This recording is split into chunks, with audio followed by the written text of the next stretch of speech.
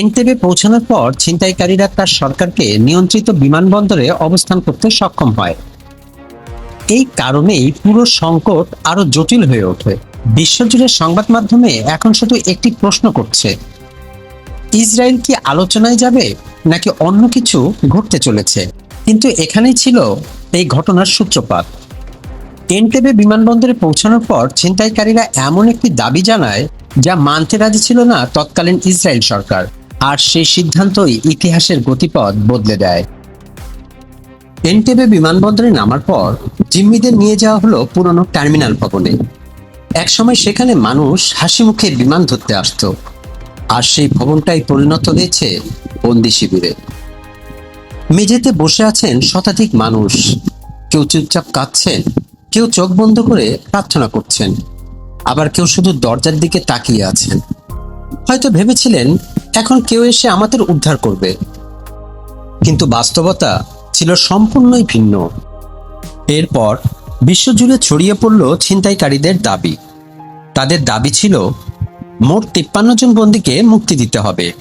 এর মধ্যে 40 জন বন্দী ছিলেন ইসরায়েলের কারাগারে, আর বাকি 13 জন ছিলেন ফ্রান্স, পশ্চিম জার্মান, সুইজারল্যান্ড ও কেনিয়া সহ বিভিন্ন দেশের কারাগারে।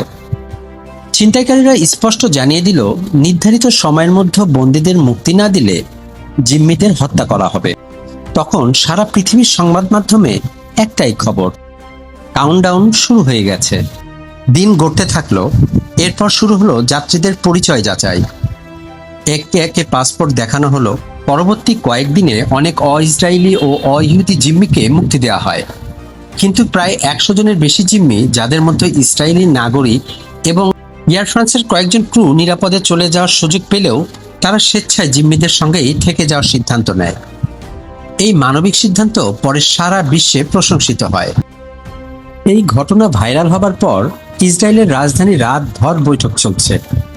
প্রধানমন্ত্রী, প্রতিরক্ষা মন্ত্রী, সামরিক বাহিনী, গোয়েন্দা সংস্থা সবাই একই টেবিলে।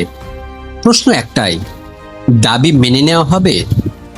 যদি বন্দীদের ছেড়ে দেওয়া হয় তাহলে ভবিষ্যতে আরও বিমান ছিনতাইকারী ঝুঁকি বাড়তে পারে, কিন্তু যদি কিছুই না করা হয় তাহলে শতাধিক নিরীহ মানুষের জীবন শেষ হয়ে যেতে পারে। সবাই তখন ভাবতে থাকে কোন সিদ্ধান্তটি সঠিক। কেউ নিশ্চিত ছিলেন না অসম্ভব পরিকল্পনার জন্য। ঠিক তখনই একজন কর্মকর্তা বললেন, আমরা কি তাদের ফিরিয়ে আনতে পারি?